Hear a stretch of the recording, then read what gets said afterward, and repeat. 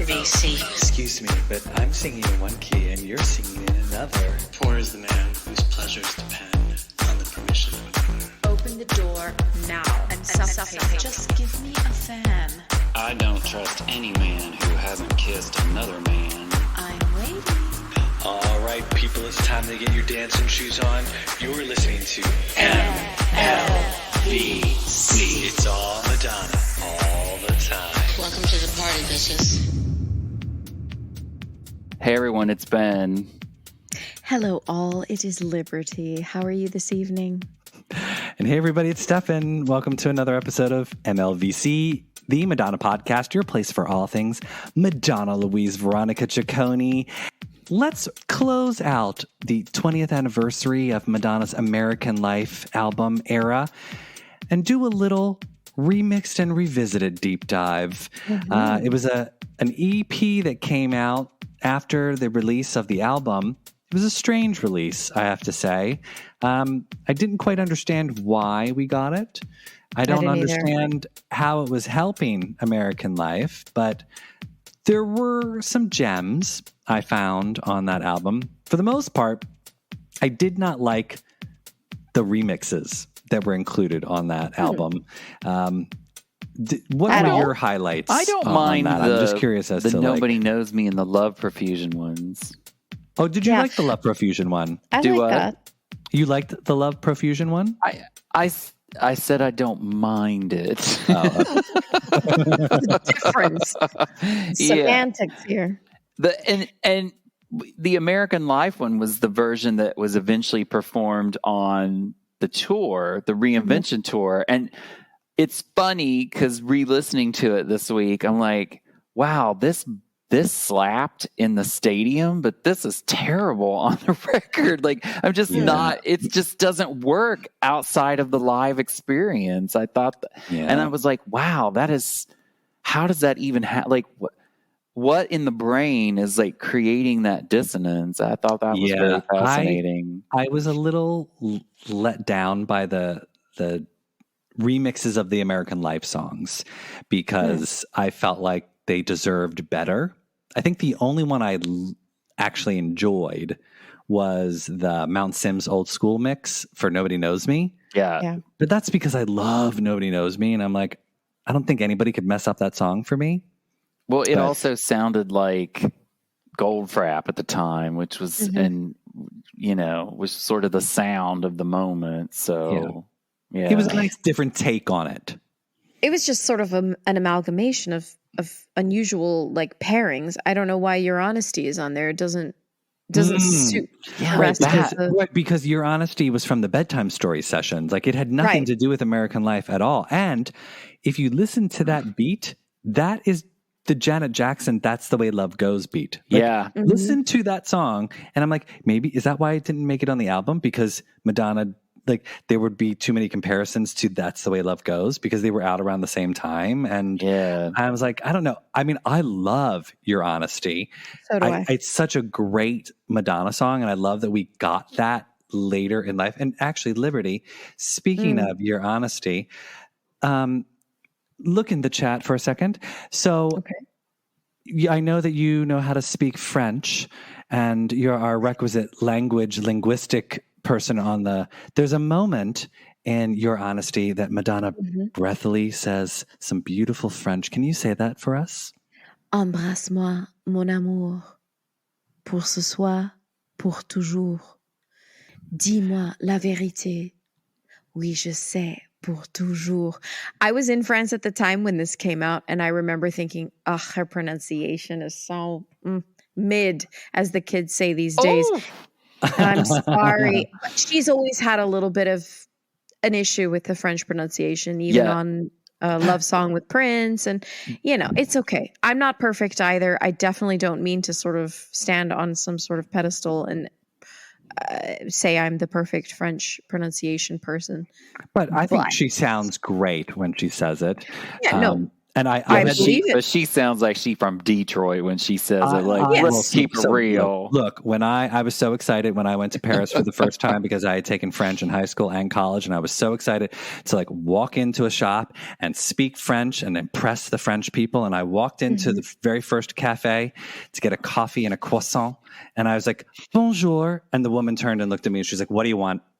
Like, didn't even give me a chance to try to ask for it in French because she heard my awful American accent and knew. And she's like, I don't have the energy. Yeah, you got to get out of Paris. They'll honor your ability, like they'll honor your attempt outside of Paris for sure. But it's not even. It's just difficult because she's so loved in France. Really and truly, Madonna is revered there. And so I hear and I know she has information about how to pronounce. She's got French tutors for her children, for example. So I know that she can and she understands a lot of French. Yes. I'm just like a little bit more, sharp on the pronunciation. But anyway, I had to Google translate that because I realized I'd never found out what she said in that portion of Your Honesty. And it was, kiss me, my love, for tonight, forever. Keep touching my little body. Tell me the truth. Yes, I always know. I guess that's like the loose translation of it. Yeah. You know, it is interesting that Your Honesty was included. I guess lyrically, there were parts of the song that could fit with the second half of American Life, but then like, why didn't they remix it or reproduce it? Why was it included with the sort of second-rate Dallas Austin production values from 1994? I made no sense. Yeah, it was very strange. I don't know. I mean, again, I loved that we got it, but I was like, oh yeah, why are we getting this? It was just the timing just seemed very strange. Well, I kept wondering if perhaps there was some sort of link between releasing that song and then, the relationship she had with Missy Elliot and how maybe she had ideas, initially about including or asking for Missy for a verse. I don't know, sort of out there, but just thinking that also we got the MTV VMA performance of which I was very happy about. I love when we get live Madonna audio, anytime that she releases a live album from a tour now. So I was ecstatic that we got that from the VMA performance with her, Britney and Christina and Missy Elliot. I rewatched that in advance of coming on tonight. And I got to say, that is still one of my favorite Madonna performances. Oh, it's amazing. If you watch that, she is in total control of that 100%. entire performance. She is the ringmaster of that entire show, that moment. Even when Britney and Christina are like on stage, Madonna somehow outshines them. Like, it's amazing how, and I remember watching that live thinking, this is the exact way that Madonna should be doing this performance. Like, she is now the mother hen overseeing the little poplets.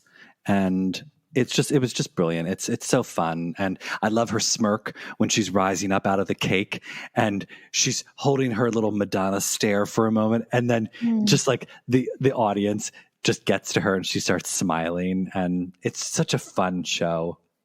Yeah, it was great. Yeah, it's also interesting to go back and read like commentary about that performance, and like I will never forget my first reaction to it after I watched it. And you were scandalized by the kissing, but it was a great duet and the incorporation of Work It and Missy Elliott. Yes. But then I was rewatching, I was like, wait, Missy Elliott is like dressed in like a tux, almost like she's a minister. And I always forget that when I first watched it, I was like, oh my God, that was like staged like a gay wedding. And Madonna was literally like the butch lesbian marrying her two little like lipstick lovers in their little bridal gowns. And then Missy was the minister. And it's funny how nobody picks up on that now. Oh, I did. 20 years later, when people watch it and they write about it, they don't pick up on the fact, because you have to remember that in that point in 2003, and at my book that we were talking about earlier, because I've been thinking a lot about the progression of these things,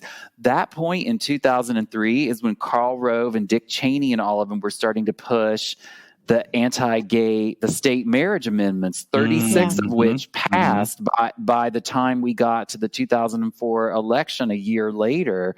And so I always viewed that performance as like this big statement on her part of like, yeah, gay marriage and da-da-da-da, because, you know, she's been an ally since the beginning. Sure. And it's funny that as time has changed and progress has happened, it's lost that context for a lot of people. Yeah. But at the time when it happened, it was much more political, I think. And even she doesn't talk about it in those terms. And I always wish that she would be like, oh yeah, we were getting up there having like a big hot lesbian wedding. Mm-hmm.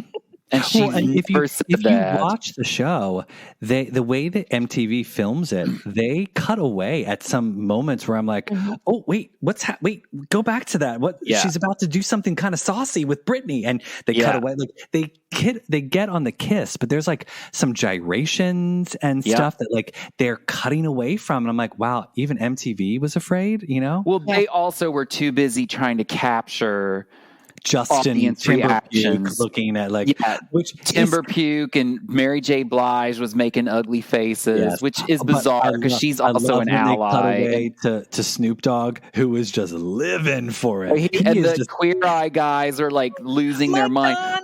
Somewhere in the archives, the Camera One feed of that performance exists, where it's just the cameras that are on the stage.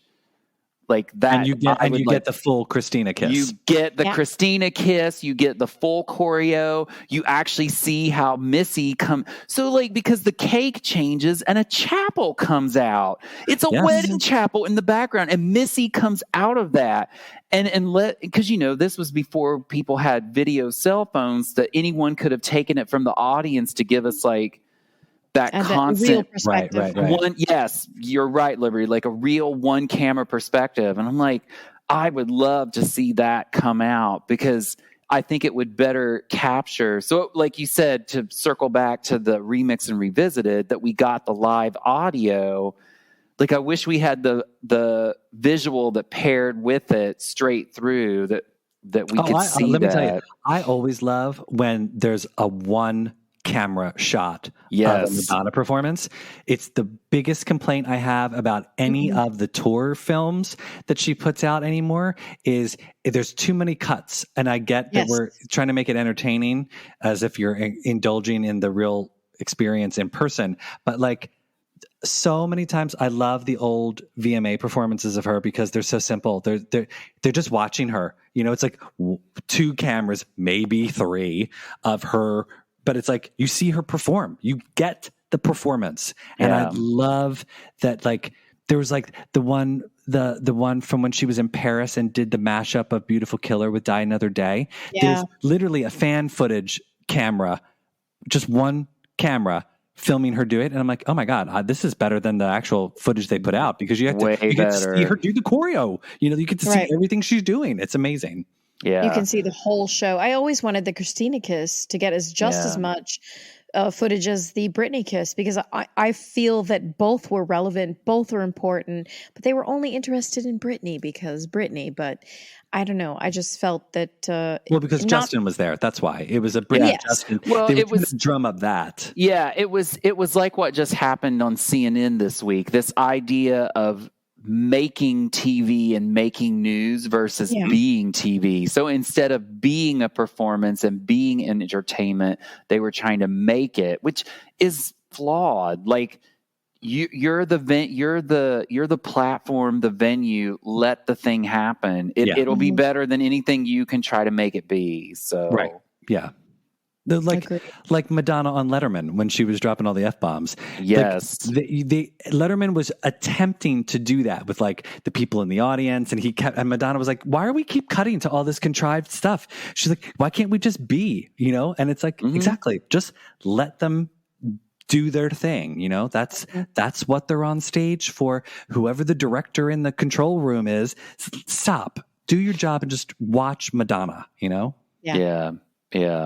But any other thoughts on Remixed and Revisited? It's interesting that we get the Gap commercial version of Into the Groove with Hollywood lyrics in it. Like I actually don't mind it, but they don't update the music, which I thought was funny. I'm like, oh, we could have, because right in the commercial, it was the new lyrics, but the old music then also, right? I only saw that commercial like once because I didn't really have cable. So it worked in the commercial because the only vocals you have from Madonna were the new vocals. When they did the remix on the EP, they used a full song version of that.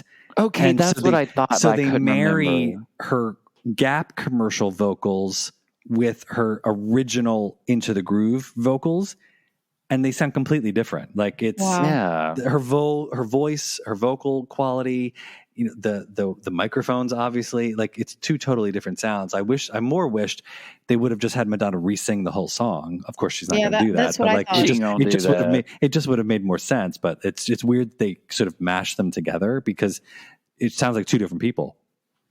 Yeah, it does. I don't know. It's not like at the time I was excited because I was, again, starving for anything Madonna. But at the same time, it was kind of like, okay, but this is a very unusual, like one-off. Yeah. I don't find it fits really with, the way Madonna puts music out, the way that, because I've never been a big remixed person. I know a lot of fans are.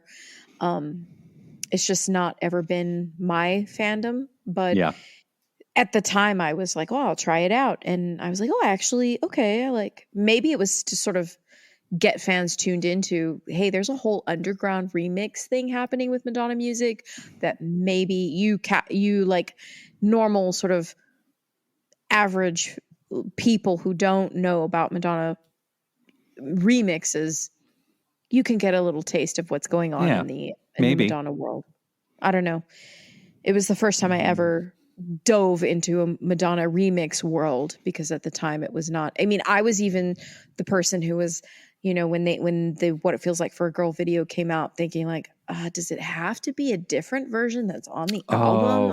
I thought that version and it slapped. worked well. I love that version. I absolutely love it. But at the time, I was very like, yeah, but what about the CD version? Because that's hey, you got a great live performance out of that. So absolutely. And I mean, I've learned now, how to appreciate what comes after the original, or even sometimes as a partner to the originals, the remix version, and that there are some fan remixes that are incredible.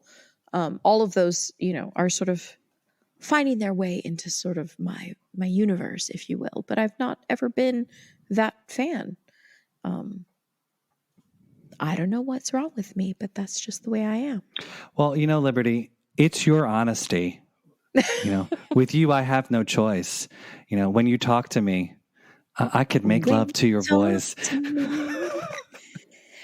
the time, it's a good song. I was very interested in Alicia Keys at the time because she also. But so your honesty for me like fit the sort of vein, like R&B heavy. So come on, bedtime stories. You can't go wrong. I love that. My God, that era was so perfect, Madonna. And I was like, the fact that we got a little hidden gem from that I didn't know existed, and I was like, oh, we've gone back in time. What was this? This was 10 years post bedtime stories, right? Yeah. So maybe it was let's celebrate bedtime stories. Well, there's supposedly still a lot of songs recorded in that era that we've never heard. Like, one day maybe one she'll of my open the faves. vaults. I doubt it. That's all gonna. It's all gonna come out after she's been uploaded to the Matrix. We don't talk about that. Well, don't whatever. talk about that on the It's gonna show. happen. Do not talk about this on the show. She's going to be here forever. She's going to join the AI. She's had her whole body scanned, like whatever. She's going to reproduce herself in android form. I just want to be burned to ashes. What I wish she would do is like repost Janelle Monáe's new video and give commentary on it because it's very Madonna. And I was just like, oh, Janelle. Rrr. I saw some of that. Oh, I watched the whole thing. I was like, some of that hot little and bothered. naked swimming. I was like, oh, this is so like Madonna erotica era vibes. Oh, yeah. I was going to say cherish. I mean, it's a little cherishy, but it's also a little like not as sweet as cherish. Rain. It's a little more Rain meets erotica for sure. You're in that dirty mode. You're in that dirty mode. That's why I've been. I'm Always in that mode. If I'm upright, I'm in that mode. Like, let's just keep it real. Until I'm ashes, then I don't care. Weeks, kids. Weeks until that stage. I know. Oh, wait. Can't wait. We didn't even talk about the one thing that Liberty and I were dying to talk about. The Celebration Tour Vancouver debacle. Oh my gosh. Special episode. Right. We'll put in the feed a special episode just to tell you about all of the drama. It's just going to be screaming and cursing, kids. Get ready. OnlyFans. There might be some OnlyFans involved, so get ready. An OnlyFans just to pay for the only hotel room that's left in Vancouver. I mean, the Seriously, queen gets what the I queen hope wants. people want to see my feet on OnlyFans because I gotta pay for Vancouver, and it's a rough. It is big money up Like, there. I thought Okay, Canada would be kind to us, and they're just taking us for a ride. I mean, they know, right? That's the weekend. There's something big happening, and they start to see The emotional highs and lows I've been through in just a matter of days. We will save that for another time. That the night that I'm seeing her, we have a nice cozy room at the Four Seasons. Ooh. Oh, really? Really? Yes. What's your OnlyFans charge? I did not have to OnlyFans that. So now, if I want to go see her again, I'm probably going to have to start an OnlyFans. Mm-hmm. Yeah. Mm-hmm. Yeah. That's I was going to say, thing. somebody's going to pop a titty out sooner or later. Somebody's, we got to. Ain't nobody going to pay more than a nickel for that. And that's just some person on the street yelling profanities. So seriously, I'm going to bring a can with me to Canada and just walk around the venue. Pay for me. Can you please, sir, may I have some more? Or you could do the Karen Walker thing and just kind of have your bust and be like, swipe to deposit, denied, approved. Oh my God.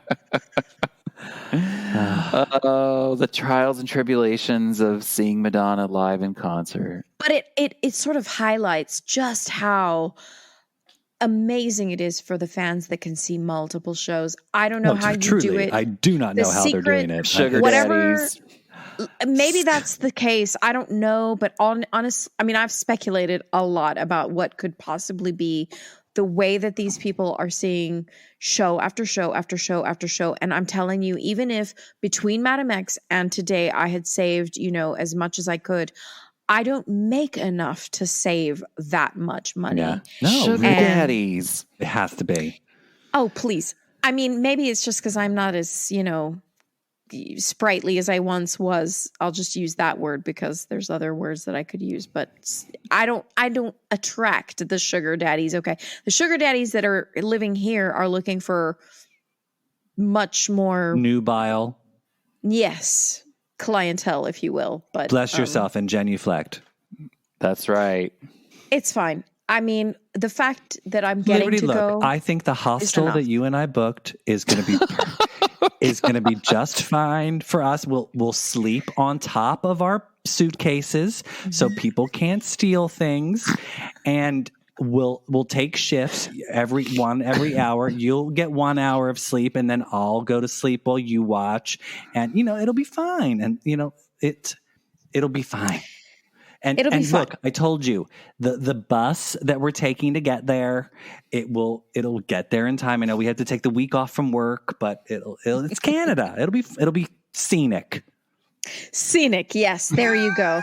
And yeah, supposedly that area of town is quite scenic. So yes. And we'll look, see I know everything. we don't know how we're getting back because we've only booked one way so far, but we'll worry about that after celebration. Okay? It doesn't matter because she's taking us with her. Right. There you go. After we get there. That's all there. she's waiting for. She's like, okay, I want to see if you guys are for real.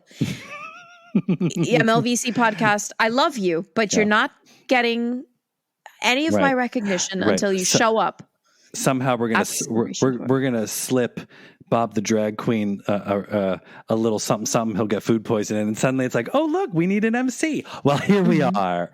Here we are. We've been practicing for 5 years.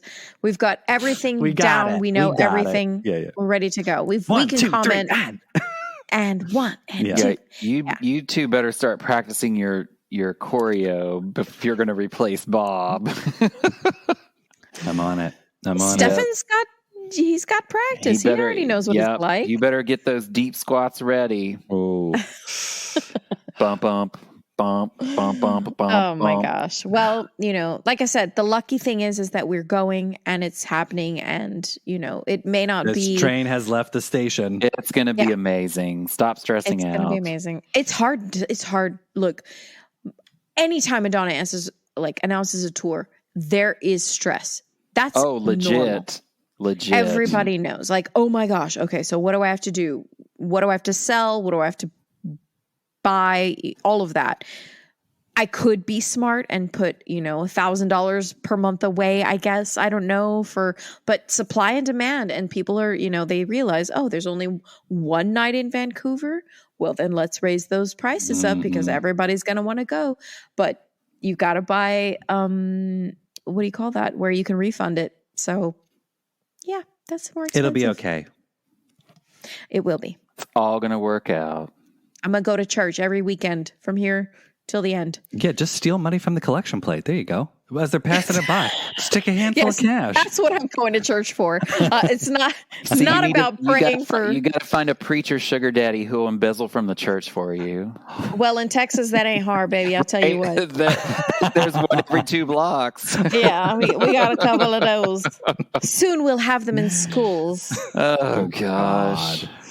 Well, everyone, I think that's our show for today. Remember, you can find us on Twitter and Instagram at MLVC Podcast. If you'd like to donate to the show, we're on Venmo at MLVC Podcast. Think about becoming a subscriber. Get these episodes before anybody else. Patreon.podbean.com/MLVC Podcast. Also, we're on YouTube. Go search MLVC Podcast, wherever you want to go. That's where we are. Liberty Band, thanks for taking the time to chat. It's always a pleasure. Always. Yes, I can't even tell you. I look forward to this so much. It's great. All right, you two. Thank you. Thank you. Bye.